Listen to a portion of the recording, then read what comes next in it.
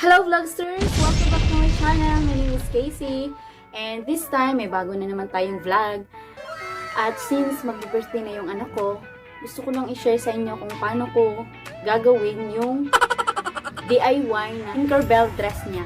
So, gusto ko lang i-share sa inyo, baka ma-inspire din kayo mag-DIY sa mga anak nyo para naman at least makatipid kayo at may effort pa talaga na galing sa inyo. So, ito na ipapakita ko na sa inyo. Let's go!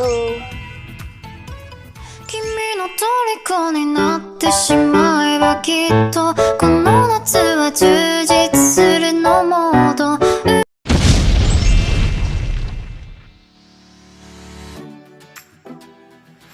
So, ang una natin gagawin is ikakat natin ito.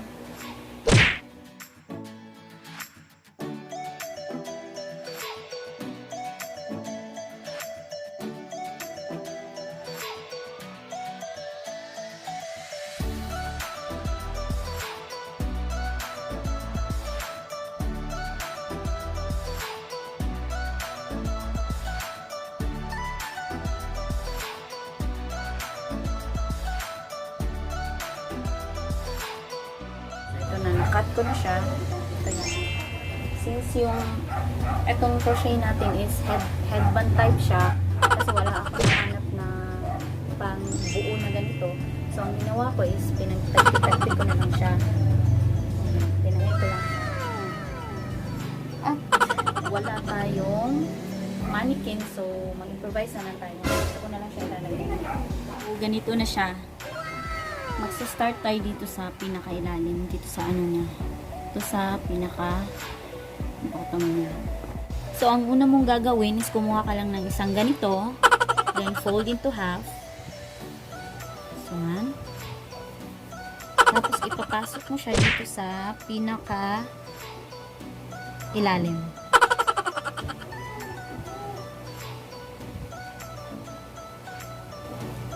Then, pasok na siya dito. Ayan. So, hilain mo lang siya ng konti para medyo masikip siya. Ginagawa mo! Ayan.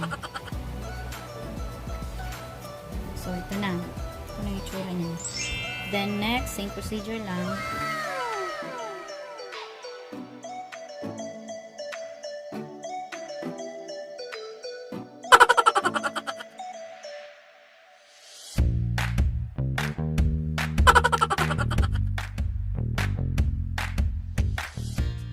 Kaya nyo lang siyang gawin, guys.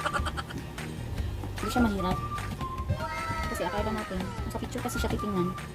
Parang ang hirap, pero pag na-try mo siya, alam ko, hindi ka rin mahihirapan. So, ito na yung itsura ng pinakababa na layer. 3 layer ang gagawin natin. Diyan natin siya ipapasok. Second layer. Dito. Ganun pa rin. Same procedure pa rin.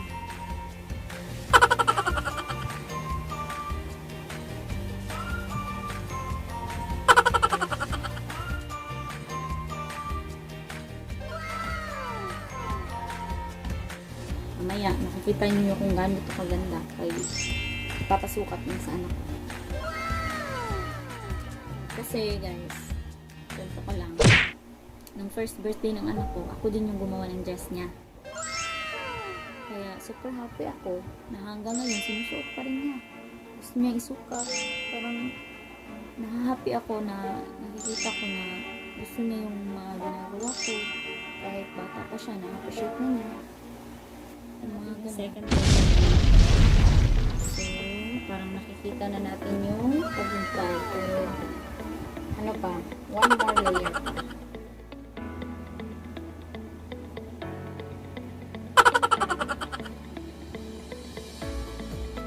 So, bali ito guys. Ano lang to siya? Parang design na niya sa headband. Ayun.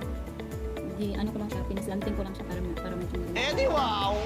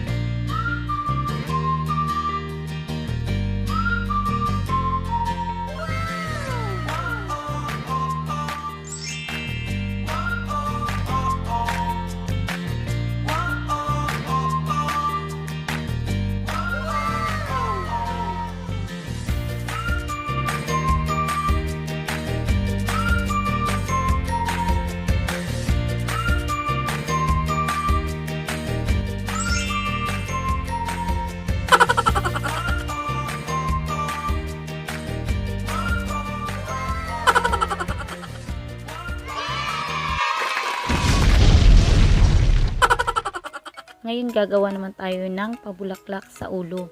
Ang ginamit kong pa-round dyan is yung stem mismo ng flower na ito. At binalutan ko lang siya ng ribbon para hindi siya masakit sa ulo. At ngayon, bago natin siya lagyan ng design, sindihan ko muna yung kandila ko. Dahil wala po akong glue gun. Glue lang po ang meron. So, ito na. Itong mga bulaklak na ito is galing lang din dun siya sa plastic flower na pinakita ko kanina. Kinuha ko lang yung mga white niya, tsaka ididikit ko siya dito. So, magic! Taran! Ito na ang finished product. Ganda ba? Try ko nga. Ginagawa mo. Maganda nga. Wait, ito naman. Itong shoes na ito, nabili ko lang siya worth 300 at lagyan natin siya ng design para maging Tinkerbell shoes naman siya tingnan. So, yung gagawin ko dito is lalagyan ko muna siya ng scotch tape para hindi dumikit mismo sa shoes yung glue. Ayan. Yan. Diba? Idea. So, para na rin siyang Tinkerbell shoes. Ayan. Tcharan! Ito na yung finished product ng shoes. Instant Tinkerbell shoes.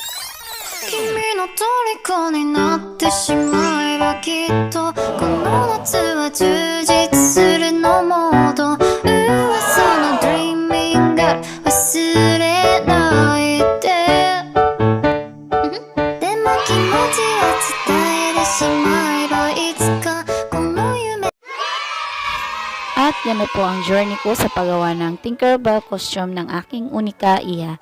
And on my next vlog, ipapakita ko naman sa inyo kung ano yung preparasyon na ginawa ko rito at kung paano ginawa yung Tinkerbell cake. Hope you like this video. Don't forget to subscribe. Thank you!